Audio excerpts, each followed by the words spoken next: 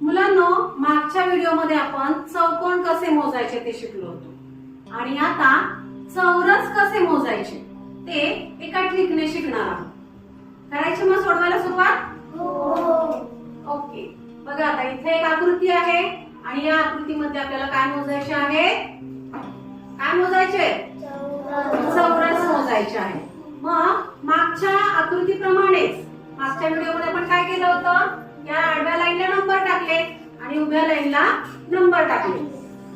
अगदी तसेच नंबर आपल्याला आता टाकून घ्यायचे आहे. बरोबर? बघा 1 2 3 4 ओके 2 3 4 5 आणि आता यांची बेरीज करायची का? नाही, यांची बेरीज नाही करायची. इथे ट्रिक वेगळी आहे थोडी. काय करायचे?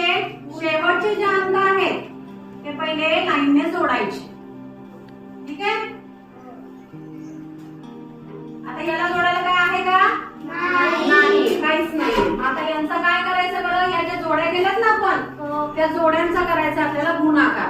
काय करायचा आहे? गुणाकार. 3 गुणिले 2 अधिक 4 गुणिले 3 अधिक 5 गुणिले 4 आणि आता राहिल्या ह्या दोन संख्या. बरोबर? मग त्या दोन संख्येमधलं कोणाला घ्यायचं? 2 ला घ्यायचं. का? तर 2 ही मोठी संख्या आहे. बरोबर? आणि आता हे गणित आपल्याला काय करायचंय? सोडवायचंय. ठीक आहे? 3 दुणे 6 4 त्रिक 12 5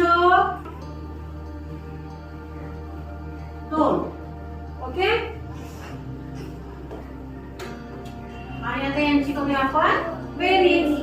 6 आणि 12 18 18 आणि 20 38 38 आणि 2 40.